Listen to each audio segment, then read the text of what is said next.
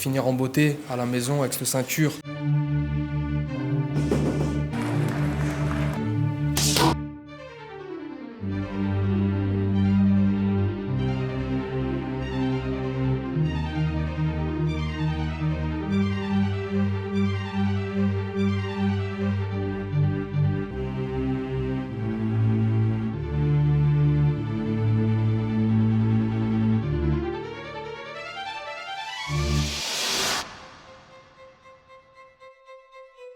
Dans cette vidéo, je vous emmène vivre un gala de Muay Thai de l'intérieur. L'avant, le pendant et l'après-combat. Et surtout, restez bien jusqu'à la fin, parce qu'un énorme stage vous attend. Avec une légende du Muay Thai, Jean-Charles Skarbowski. Bienvenue dans l'envers du décor. Ici, ce sont les vestiaires, loin des projecteurs, loin du bruit. La tension monte, certains stressent, d'autres sont étrangement calmes. Chacun a sa manière de gérer l'instant. Les combattants s'échauffent, ils sont focus, concentrés, déjà ailleurs. Ça sent l'huile taille, ça sent la sueur, ça sent la bagarre. Donc si tu fais rien, c'est un dormeur, lui, quand tu vas avancer. Tu penses à un dormeur l'autre? Non, mais si tu fais rien, il va dire c'est un dormeur, et il va avancer, il va être plus actif. Si le juge voit que l'autre est plus actif, du coup il va dire c'est lui qui gagne. Même s'il ne marque pas de points, mais attends, il est plus actif, tu fais rien, c'est lui qui gagne. Et un petit peu d'activité, toujours quelque chose. Vous mettez que lui s'installe. Comme ça, lui il s'installe pas. Il ne laisse pas s'installer. Et puis vient ce moment, la marche du vestiaire jusqu'au ring, un moment unique, un moment de kiff. La musique démarre, tu l'as choisi, c'est ton moment, tu savoures chaque pas, chaque seconde, jusqu'à l'entrée sur le ring, juste avant la guerre. Ensuite, il n'y a plus de mise en scène, 3 rounds de 3 minutes ou 5 x 3 chez les pros. Ici, personne ne peut tricher, le corps parle, l'esprit lâche ou résiste. C'est la guerre.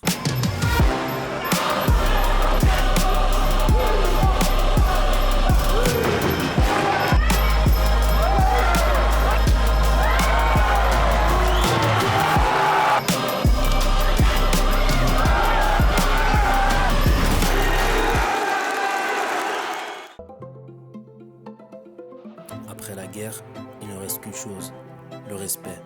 Ils se sont entraînés pendant des mois, des sacrifices, de la douleur, du doute. Ils sont montés sur le ring pour se faire mal, pour se dépasser. Et pourtant, il y a toujours une poignée de main, une accolade, juste avant la remise des prix.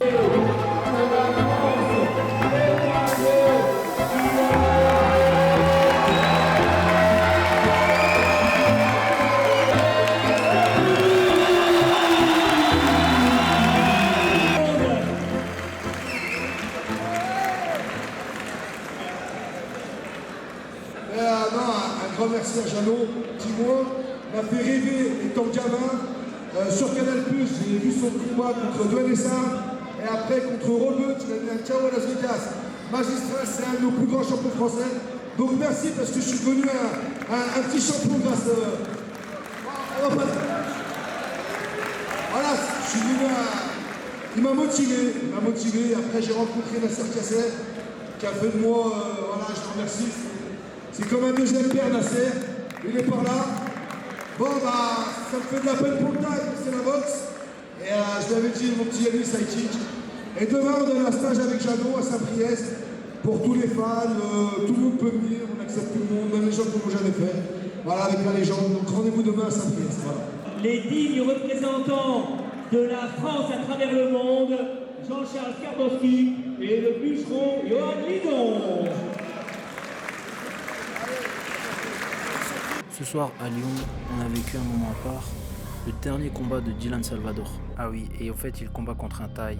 Et les Thaïs sont venus seuls, ils n'avaient pas de coach dans leur coin. Et Jean-Charles, qui parle couramment thaïlandais, s'est proposé et il ne les connaît pas et leur a donné un coup de main dans le coin.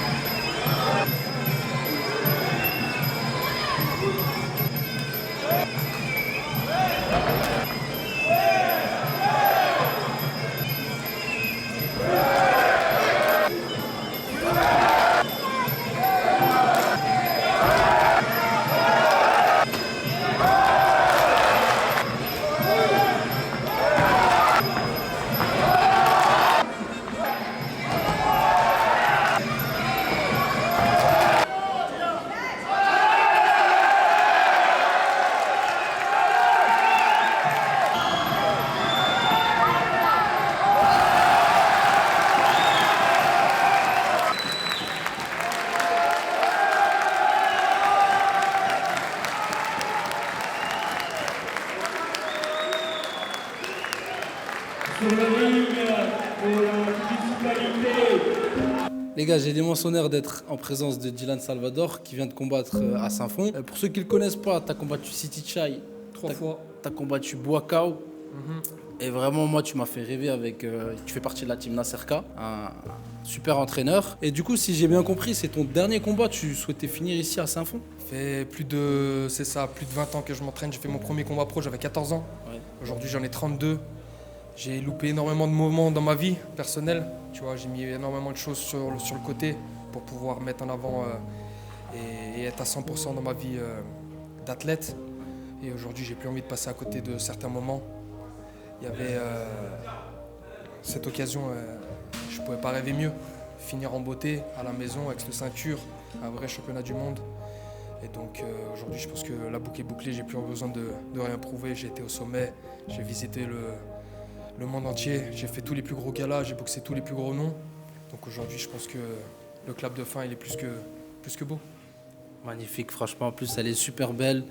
Félicitations à toi, moi j'étais dans les gradins, tu nous as régalé. Merci. Franchement, super carrière. Merci frérot. Merci. Les amis, je suis en pleine résidence de Ryan. Ryan Psartek, joli combat. C'est le mec, merci, ça fait plaisir. Et du coup, moi, je te vois gagnant, franchement. Peut-être un petit peu fatigué au troisième round. C'était quoi tes sensations? Comment t'as senti le combat? Ah, je m'étais préparé super bien. Je suis arrivé sur le ring détendu. Premier round, je me vois devant. Deuxième round, je commence un peu à avoir un coup de mou. Je pense que j'ai pas assez bien respiré sur mes coups. Je me suis emballé avec le public, tout ça et tout. Pourtant, j'ai été super bien préparé. Tout était bien dans l'entraînement. Et sur le troisième round, c'est vrai que j'ai eu un bon coup de mou avec le clinch et tout. Ça me fatiguait beaucoup. J'avais un adversaire dur, coriace, qui avançait, qui en voulait. Après, je sais que je l'ai compté au premier round, ils l'ont pas compté. On va pas trouver ça comme excuse, comme ça c'est la boxe. Des fois, l'arbitre, il fait pas attention, on n'est pas parfait. Ça fait plaisir, c'est que de l'expérience, première fois à la maison, première fois en France aussi. Il m'a fait kiffer, moi il m'a fait kiffer, coup de retourné, chip dans la bouche. Franchement, les deux premiers rounds, tu le manges. Le troisième peut-être un petit peu moins, mais en tout cas, moi je te vois gagnant. Eux, ils ont donné match nul, après on respecte l'avis du jury. C'était à domicile aujourd'hui? Ouais, c'était la première fois à domicile, ce gars-là, je le vois depuis que j'ai 7 ans. Donc j'ai vu les grands de chez moi comme Karim Benoui, Houssine Benoui. C'est un plaisir de boxer dans ce gars-là, vu que je l'ai vu de gamin. J'ai vu tous les boxeurs d'Hachimi passer. C'est magique d'avoir participé à ce gars-là. Et merci à Nasser de m'avoir fait participer. Et merci à toute ma team et à tout le monde. Ton coach, c'est Nasser? Ouais, je suis entraîné par Nasser. Il est comment? Il est dur, Nasser Ah, c'est pas facile les entraînements avec Nasser. Je pense que ça se voit sur le ring avec les résultats qu'ils font les boxeurs. Et ouais, on est habitué à être dans le rouge. Attends, il y a un frérot. Frérot, tu veux parler ou c'est comment? Parce que depuis avant, il tourne autour de nous. Tu veux dire quelque chose? Ce combat, il était très bien, il méritait de gagner. On est d'accord, moi je le vois gagnant aussi. Après, mais Ali, je sais pas, c'est le jury. Hein. Mais c'est pas grave. Abonnez-vous, likez, partagez et toujours relax. Ah la vidéo, elle a salement buzzé. Hein. Merci frérot, merci la Havek. Frérot, relax. Tu l'as pas vu cette vidéo? Tu l'as vu cette vidéo? Là, c'est toi. Wallah, elle est trop wild. Wallah, c'est la meilleure. Wallah, c'est la meilleure. Attends. Là, je vois qu'il y en a qui suivent plus. C'est parce que vous avez pas la ref. Relax. Opponent come. Block. Bang, counter.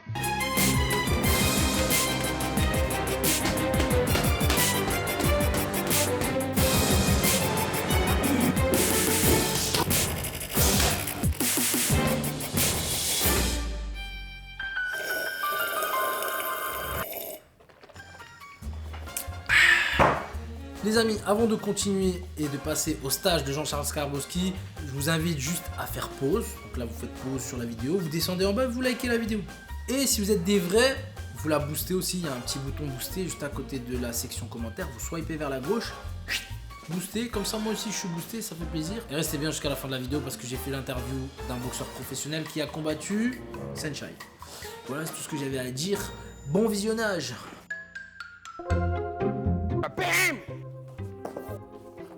Poussez-vous les enfants. Parce qu'il va faire un vol plané là. Non, plus loin. Ouais, plus loin. Encore plus loin. Là, il va faire. Bam. Oh, excuse-moi. Bon, pardon. Yes, pardon. Ça va? Je suis désolé, hein. Pardon. Bon, ou bien dans le plexus. Regarde pas ma main. Ne regarde pas ma main. Ouais. Non, regarde pas ma main. Bon. Donc aujourd'hui on est à Lyon avec Jean-Charles Skarbowski, une légende du Muay Thai. Est-ce qu'aujourd'hui tu vas nous apprendre des techniques secrètes? Bah, c'est-à-dire que, bon, déjà au Sawadika, merci. Sawadika. Je suis vraiment honoré d'être à Lyon, là, chez mon ami Johan. Et bon, ça va être un super stage. Bah, moi, je vais enseigner des trucs que j'espère qu'ils connaissent pas, parce que si c'est pour enseigner des trucs qu'ils connaissent, on peut pas dire que c'est enseigné si le mec il connaît déjà. Qu'est-ce que t'en penses?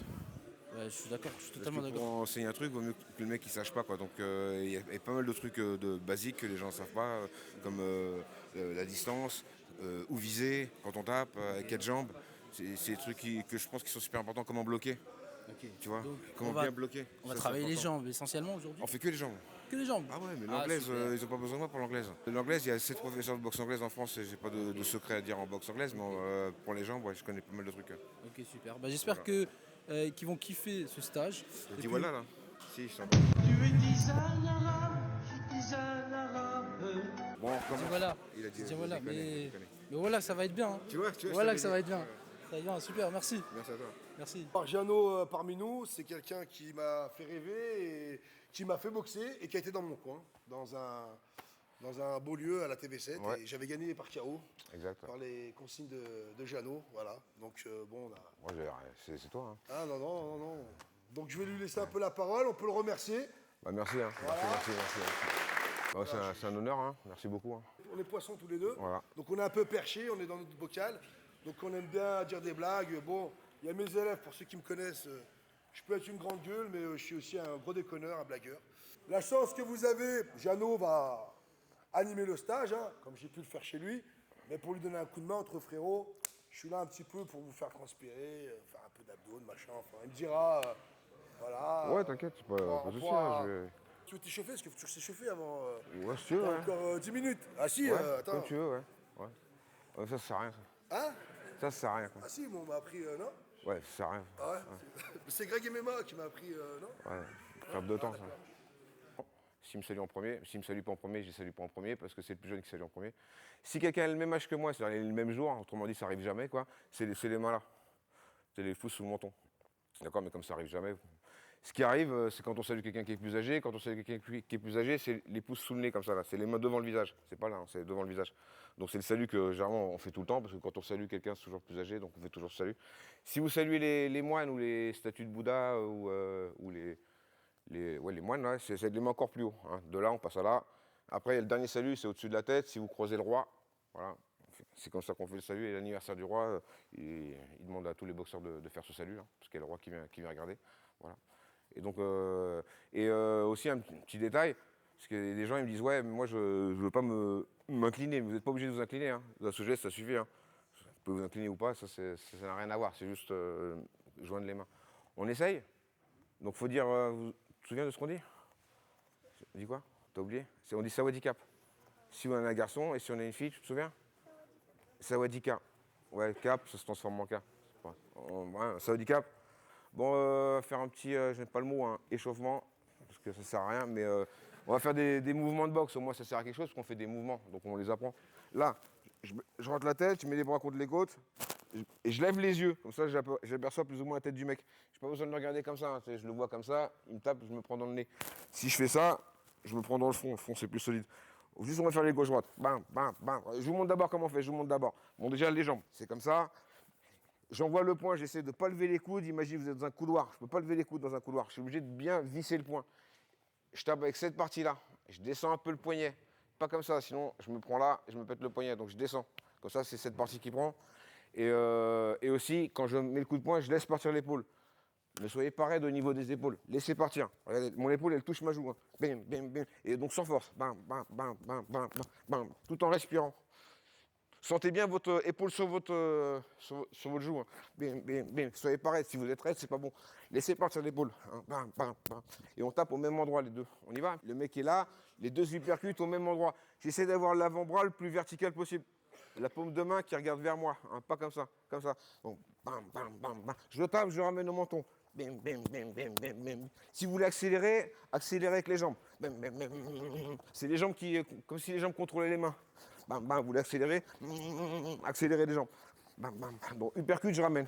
Et depuis que je mets des coups de pied, plutôt que de mettre des coups de tibia, comme par magie, bah, j'ai plus mal au tibia. Je pensais avant que le coup de tibia, je m'étais ouvert le tibia, après on m'a dit de mettre les coups de pied, j'ai mis les coups de pied. Et en fait, quand vous voyez les tailles qui boxent là, et que là, le mec qui est tout rouge, là, c'est les coups de pied, hein, c'est pas les coups de tibia, hein, là, bim. Donc la distance en combat, imagine, t'es l'arbitre, mais t'es l'arbitre, tu fais l'arbitre, tu vas dans ton coin. Tu fais comme ça, genre le combat il commence, ouais, et puis après tu te gardes un peu, et là on va se taper dans la main d'abord, on va se taper dans la main. Là le combat il a déjà commencé. Mais par politesse, on va se taper dans la main. Mais tu ne peux pas savoir. S'il faut, je ne suis pas poli. S'il faut, je vais faire ça. Bim, tu vois. C'est possible, non?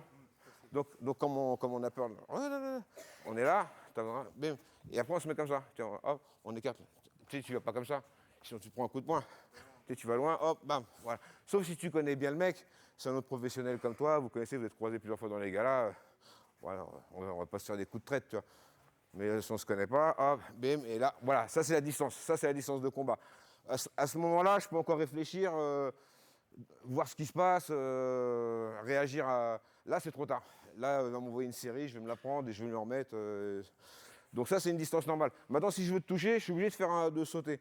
On va dire qu'on va faire ça avec les poings pour commencer. Là, je ne peux pas te toucher. Si je saute, donc pour sauter, il faut que je déplie ma jambe arrière. Mon genou est plié, hop, je saute, bam, je peux le toucher, tu vois. Là, ma jambe elle est tendue, hop, je vais pas très loin. Donc, ce que je vais faire, je vais sauter en avant, je vais me mettre direct du gauche. Toi, tu vas chasser avec la main arrière. Ouvre la main, les doigts serrés. Tu chasses comme ça en sautant en arrière. Mets ta main là, on y va, boum. Et maintenant, tu sautes en avant. Boum, et ainsi de suite, sans s'arrêter. Non, sans temps mort. Bam, bam, avance bien, bam. Ne regarde pas ma main. Okay. Toi, tu regardes le visage, tu vises le visage et moi, je chasse. Parce qu'en combat, les mecs, ils ne tapent pas dans la main. Vas-y. 1, 2, bam, plus vite, bam, bam, bam, bam, bam, moins vite, bam, bam, bam, bam. Alors si tu as des très bonnes jambes, bah, tu peux être champion pendant plusieurs années. Je prends l'exemple sur Yot Senkla, il a une jambe gauche et voilà, ça suffit à être champion pendant je ne sais pas combien de temps. Senchai, c'est les jambes, Boakao, c'est les jambes. Tous les champions que vous connaissez, champions taille, c'est avec les jambes qu'ils gagnent leur combat, hein, c'est pas avec les poings. Quand on est, nous, Européens, en boxe détail, on est obligé d'utiliser les poings parce qu'ils ont des meilleures jambes.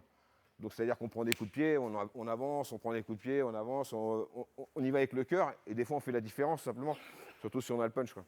Mais c'est pas tout le monde qui a le punch et puis boxer de cette manière-là, ça te force à prendre beaucoup de risques et quand tu prends beaucoup de risques que tu avances pour chercher le KO, bah, tu risques un coup de coude ou un coup de genou, quoi.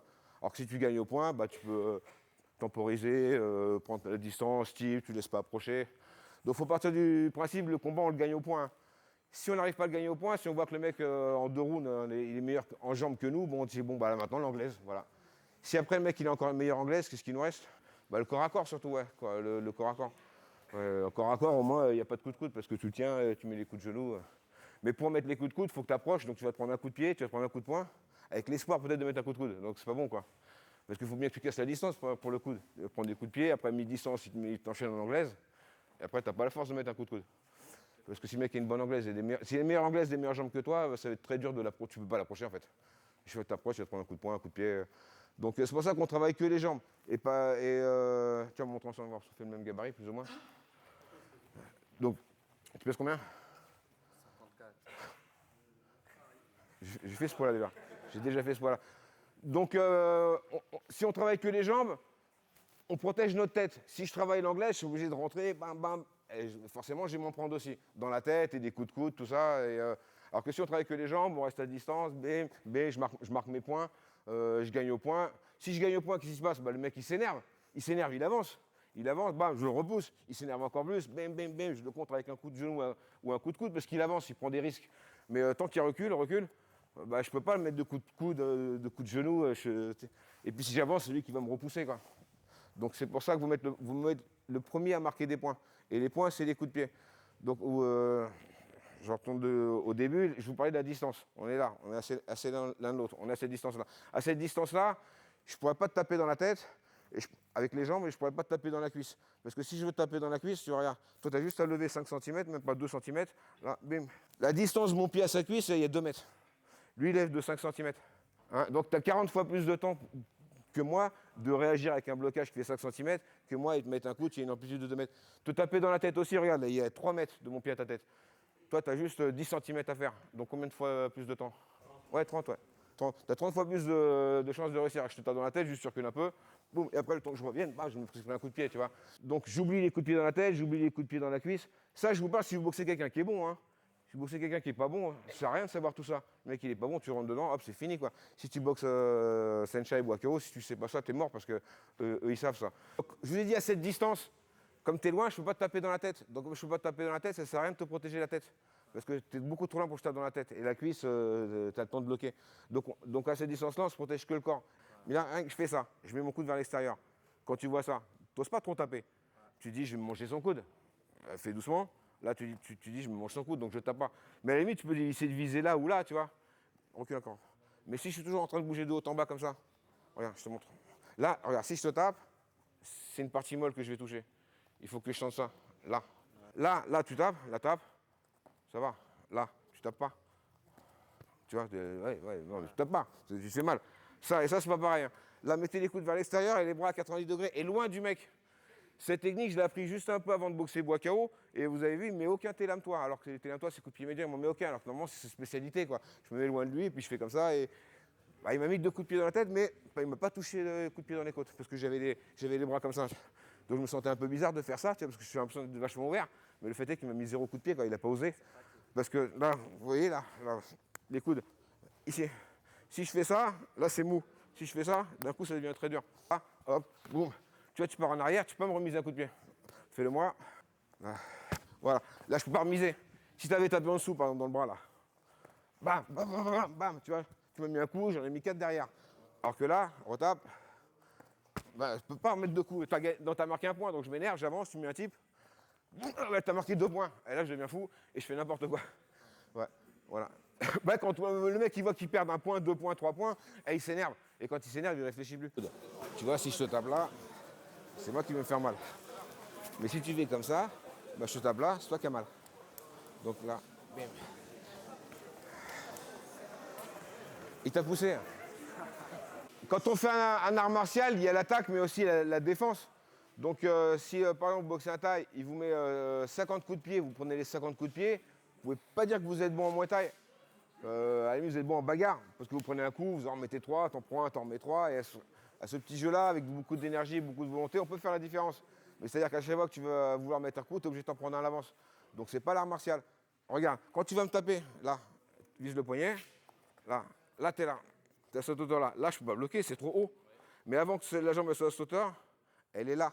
Donc recommence, mets-moi le coup. Donc vraiment, je me mets sur la jambe avant, jambe tendue, pas de poids sur la jambe arrière, donc tu mets le coup. Là, je bloque devant et je mets la main en renfort, ou le poignet ou la main. Comme ça m'évite de prendre tout dans le genou. Si je mets pas la main, on recommence. Là, on se fait mal. Hein, on recommence. Hop, boum. Je colle ma main contre ton... Tape, n'aie pas peur. Hop, boum, tu vois, pas fait mal. Si je te bloque au début du coup de pied, tout ton corps il va trembler. Parce que tu ne t'attendais pas à ce que ton corps soit arrêté à ce moment-là. Tu sais, tu vas pas mettre un coup de pied, tu as plein de respiration. Puis après, ton corps il tremble et ton cœur il tremble. Et tes poumons aussi, et ton énergie elle descend d'un coup.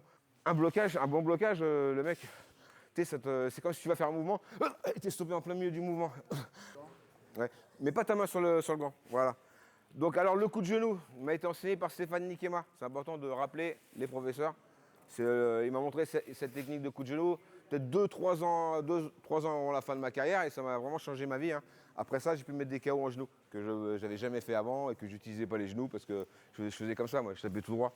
Donc forcément, à la fin, tu fais comme ça, mais tu perds la force du début, quoi. Tu lèves, et après, il n'y a plus de force, après, tu fais ça, il n'y a plus d'élan, il n'y a plus de... Le genou, il doit être horizontal. Donc pour ça, est-ce que quelqu'un a une sorte de bâton, un truc comme ça?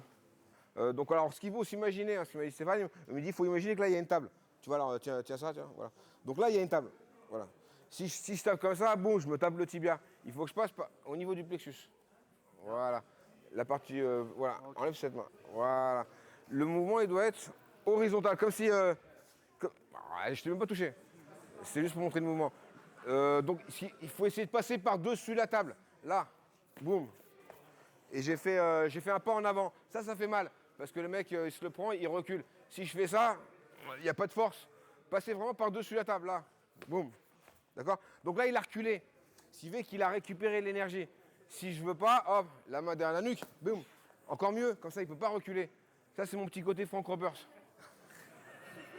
Reviens, regarde là. Bim! Voilà, c'est pour montrer des techniques. Là, par-dessus, d'accord? Et quand je fais ça, c'est la même force du début jusqu'à la fin. Parce que si je lève et que j'arrête, je perds la force du début, et il ne me reste plus que quelques centimètres pour taper. Alors que là, c'est l'énergie, elle part de derrière. Boum. Voilà. Alors, premier, tu sautes. Voilà. Deuxième, reviens. Deuxième, je te remets le même coup de pied, sauf que c'est pas le même coup de pied. Regarde. Oh, je vais venir juste lever comme ça tout droit. Toi, tu sais pas. Toi, tu vas sauter. Hop. Et quand tu descends, hop, je ramène. Donc, un autre balayage. Alors, tu vas mettre coup de pied, je vais venir bloquer et attraper la jambe en même temps. Parce que je peux attraper, je peux bloquer de deux côtés, mais c'est mieux de bloquer de ce côté-là parce qu'il y a le ventre. Donc là, j'ai bloqué à travers en même temps. Donc hop, je bloque et j'attrape. Je pose mon pied derrière, je change la jambe de main. Et là, normalement, je vais taper dans la jambe. Sauf que le mec, il sait que je vais taper dans la jambe, donc le mec, il va se durcir. Il va plier un peu son genou. Là, donc je tape, et après, quand je tape, bam, je tape, mais il tombe pas. Hein, là, bam, ça fait mal, mais tu tombes pas. Un petit truc qui va vous aider, mettre la main sur le visage. Poussez-vous les enfants. Parce qu'il va faire un vol plané là. Non, plus loin. Ouais, plus loin. Encore plus loin. Là, il va faire. Bam. La main sur le visage, je vais venir pousser la tête en arrière et là, ça va passer tout seul. Si je ne mets pas la main, ça passe pas. Recommence. Je ne mets pas la main. Boum, boum, je tape. Ça fait mal. Tu tombes pas avec la main. Yes. Donc le seul problème, c'est que les gens, quand je montre cette technique, ils osent pas mettre la main sur le visage, ils font comme ça, avec le doigt, ou la main sur le torse, ou des fois il y a des petits doigts dans la bouche, comme ça, tu vois. Non, la main là, et on pousse vers l'arrière, là, ok? Alors c'est-à-dire qu'en fait, dans la société, c'est accepté de faire ça, c'est normal. Par contre, la main comme ça, non, c'est pas... Non, n'hésitez pas, la main sur le visage. Là, vous faites comme ça, sur les cheveux. Non, là, boum. Si tu mets un coup de poing, pourquoi tu ne mettrais pas la main dessus? Oh, excuse-moi, pardon, excuse-moi. Yes, pardon, ça va? Je suis désolé, hein, pardon. Je suis désolé, je parle... Parce que ça glissait, là. Derrière moi, pour voir sa tête. Derrière moi, ouais. Comme ça, vous voyez où je vise? Parce que vu que je tape dans le ventre, si vous mettez dans son dos, vous voyez pas où est-ce que je vise dans le ventre. Je sais pas si vous comprenez tout. Donc alors, regarde. Donc là c'est le type spécial avec le gros orteil, ou dans la vessie, ou bien dans le plexus. C'est-à-dire, là je vais venir lever et je tape pas avec le pied à plat. Hein. Je vais venir, boum, avec le gros orteil, ou dans la vessie, boum, ou bien dans le plexus. Ça fait mal, non? Ouais, ça fait mal. Ce qui fait que quand j'en ai mis un, comme ça fait mal, la deuxième fois, il va avoir un réflexe, boum, je vais mettre un coup de poing. Il va descendre sa main. Quand tu as eu mal une fois, le mec qui te fait le mouvement, tu te protèges. C'est comme Jake Paul, vous avez vu là? Il fait un coup de poing dans le ventre, il a fait ça, il faut protéger le ventre et il a libéré sa tête. Donc le but, c'est de lui faire mal au ventre. Et ça, ces coups-là, il n'y a pas besoin d'en mettre 10. Hein. Donc, un peu plus comme ça. Voilà. Donc je lève et je déplie. Là. Ou la vessie, c'est au niveau du short.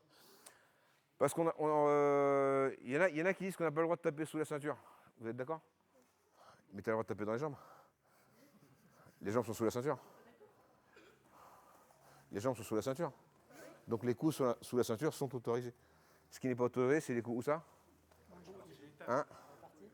Bah, surtout dans la poitrine, quoi. Ça fait hyper mal. Regarde, si je fais ça, ça fait mal. Ah, ça fait hyper mal. Donc alors, là, je lève, boum. Oh, ou bien, bim. Attends, ce que j'ai raté. Là, je lève, bam. Tu as senti celui-là? Lève ton t-shirt pour voir. Donc là, il est tout rouge. Mais moi j'ai pas tapé là, hein, j'ai tapé là. S'il est rouge là, c'est-à-dire qu'à l'intérieur du corps, il s'est passé quelque chose de vraiment traumatisant pour le corps. Si tout ça, ça devient rouge sur juste 2 petits coups de pied comme ça, là, boum, sans taper très fort, c'est qu'à l'intérieur, il s'est passé quelque chose de grave, quoi. Sinon, tout le corps ne marque pas comme ça. Donc le plexus, vous savez, ça fait mal, mais aussi la vessie, les gens n'y pensent pas à la vessie. Là, boum, tu vois, hop, bim. Ça fait hyper mal, ce qui fait qu'après je lève, boum, boum. Hein, donc on lève et je déplie. Ou dans la vessie, ou bien dans le plexus, avec le gros orteil. Voilà. Là, ou là. Hein, boum, on y va? Et go. Ça va vous faire mal, t'as rien senti? C'est une machine. Alors les amis, là je suis en présence d'Abdelnour Alikada. Donc pour ceux qui ne connaissent pas, tu as combattu Saenchai. J'ai eu l'opportunité de boxer quelques références comme Saenchai en Muay Thai. Dans une autre discipline, le kickboxing qui n'est pas trop ma discipline à moi, j'ai eu l'opportunité de rencontrer aussi Nordine Benmo. J'ai eu l'opportunité quand même de toucher un peu à tout. Il n'est pas forcément bon, mais, incroyable. Mais c'est déjà ça. Saenchai, c'est le GOAT. T'avais quelle sensation avant de le combattre? T'étais content, excité, parce que c'est quand même incroyable. T'as des souvenirs de fou, non? T'es au Thai Fight en 2017. Saenchai, si tu fais juste un sparring avec lui, voilà, tu sais extraordinaire. déjà que voilà, c'est quelque chose. Et puis là, voilà, tu le boxes c'est le main event, ce gars, Ouais. tu vois, c'est le GOAT, comme tu dis. Voilà, quand tu le boxes, il y a deux manières, en gros, de se préparer au combat. Ouais. Soit tu te fais carrément dessus, soit t'arrives, t'es déterminé à fond. Et puis, T'as- j'étais pas à mon premier combat, Ouais. j'étais plutôt confiant, ça faisait plusieurs L'habitude. années, moi, que je m'entraîne. Puis surtout, voilà, le courage, on y va, peu importe, il y a qui en face. Tu fais partie de la team Nasserka. Mhm. Est-ce que tu sais que, je t'en doute que c'est une team qui est très redoutée dans toute la France, tu vois. Et t'avais Nasser dans ton coin ce jour-là? Nasser était dans mon coin, oui. Ok. Nasser, mon grand frère, Aziz Ali Kada, donc Ok. c'est lui qui m'a initié. Boxeur aussi? Ouais, boxeur aussi, ouais. C'est lui qui m'a initié Ouais. au sport. Tu peux raconter un petit peu l'ambiance chez la team Nasserka. À Lyon, je trouve qu'il y a du haut niveau. Il y a beaucoup de champions, en fait. Tu as dû t'entraîner avec Fabio Pinca. Ouais. Ça motive les troupes, en fait. Ce que je peux te dire, moi, à propos de la team Nasserka et de l'ambiance, j'ai eu la chance de voir plusieurs générations Ok. au sein de la team Nasserka. Dans chacune, on va dire, de ces générations-là qui se sont succédées, comme tu as pu le voir, les résultats, ils sont toujours élevés. La ligne directrice, c'est Nasser Kassem, qui réunit des bons boxeurs. Et si maintenant, tu as un club avec plusieurs bons boxeurs et qui restent entre eux et qui travaillent entre eux, Ouais. ils vont élever le niveau. Maintenant, si tu as des boxeurs, par exemple, qui sont très bons, mais qui ne travaillent pas ensemble et qui vont avoir tendance à un peu s'éparpiller, chacun de son côté, bah à ce moment-là, le niveau, il régresse. Alors moi, à l'époque de Fabio Pinca, c'était l'époque, on va dire, de mon grand frère. Ah, c'est une époque qui Fabio, m'a fait rêver. voilà, hein. Michael Piscitello, Johan Lidon, Abdallah Mabel, Karim Benoui, Ossine Benoui. Mon exemple, hein, avant tout, moi, c'était mon grand frère, donc Aziz Ali Kada, tu vois. Quand est-ce qu'on va te revoir sur le ring? Parce que j'ai l'impression, tu vois, qu'il y a plein de champions, on va dire un petit peu dans l'ombre, tu vois. Moi, pour moi, tu combats Sencha et tu peux combattre n'importe qui, tu vois. Quand est-ce qu'on va te revoir sur le ring? Alors, pas actuellement, parce que voilà, la vie fait que je suis pas en capacité de pouvoir être à la salle et m'entraîner assez régulièrement et suffisamment pour une préparation et pour un combat. Mais bon, c'est toujours là, c'est toujours dans le cœur, on a toujours envie. Après, voilà. Quand tu es passionné, ça te tient. En ouais, fait. ouais. Bah, des fois, tu es un peu frustré parce que, voilà, quand on va travailler, c'est pour payer les factures. Exact. C'est un sport dur qui demande d'être à 400%. Si tu ne peux pas être à 400%, vaut mieux ne pas faire. Soit on fait les choses à fond, soit on ne les fait pas. C'est vrai que pour beaucoup de choses, si tu es hésitant, mieux vaut pas y aller. On est tous plus ou moins limités. Il se peut que voilà, ton adversaire n'a pas le talent. Et des fois, le talent et un peu de travail, c'est équivalent à 2 fois plus de travail chez ton adversaire. C'est vrai qu'il y en a, ils ont un don. Ouais, voilà, c'est ça. Don. Ça facilite le don. Alors bien sûr, évidemment, les travailleurs, c'est toujours, on va dire, sont toujours plus récompensés, les travailleurs. Le plus tu vas vers le chemin du pro, semi-pro au pro, le plus on te met des adversaires forts, en fait. Bon, au début, tes premiers entraînements, quand tu es en loisir, tu manges n'importe quoi, tu t'en fous, tu viens. Et puis, en fait, tu te professionnalises et tu apprends à faire des préparations et la préparation mentale, l'hygiène de physique et l'hygiène. Et en fait, plus on avance dans le niveau de boxe et de combat, et plus ça se joue au détail. Parce qu'arrivé à un certain niveau professionnel, tous les boxeurs dorment suffisamment, mangent correctement, etc. Il faut s'aligner. Exactement. À ce moment-là, la seule différence, ça va se faire au détail. Travail, celui qui récupère le mieux, celui qui prend, on va dire, ça arrive sur certains, ça fonctionne, les compléments alimentaires pour la récupération, etc. En fait, à un certain moment, chaque détail fait la différence. Ça, c'est intéressant parce que justement, les gens, surtout les gens qui sont dans les tribunes et dans les gradins, en fait, ils voient que le jour J. Ils ne voient pas tout le travail qu'il y a avant, toute une prépa derrière, tu vois. Disons, en France, c'est un peu plus difficile, il faut tout le temps être prêt. Des fois, en fait, les athlètes sur le ring, ils ne vont pas pouvoir exploiter leur potentiel malgré qu'ils se sont préparés très bien. Et ça, malheureusement, on n'y peut rien. Pourquoi? Parce que tu as un jour où tout est bon, tu manges bien, tu dors bien, tu te reposes bien, tu récupères bien, et tu as fait une excellente préparation. Mais le jour du combat, des fois, voilà. T'es pas dans... c'est pas toi qui décides. T'es pas dans ta pleine forme. Ton corps, il répond pas. Je te remercie. Je trouve ces échanges vraiment intéressants et ça permet à ceux qui nous regardent justement de voir comment ça se passe de l'autre côté, les coulisses justement d'un combattant pro.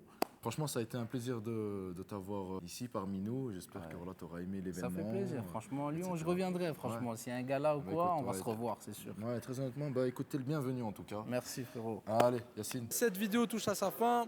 J'espère que le gala et le stage vous aura plu. N'hésitez pas à liker, partager, vous abonner. Et moi, je vous dis à la prochaine pour une nouvelle vidéo. Chaud. Frère, des noms que tu veux se dire, Sayok, tu vois, mais à leur époque, tu veux se dire, à leur prime, tu vois, des vraies tailles de folie, frère. Donc c'est des gens que personne ne voulait boxer. Je les ai boxés en 48 heures. T'es rassasié en fait. Les gars, j'ai pas boxé, mais on boxait tous les jours. Là, je pense que c'est toi qui as demandé à Nasser, je veux finir en beauté. Il savait pas combien je voulais finir. Je lui ai demandé à Nas en mode, si je reviens, je veux quelque chose de spécial. Il faut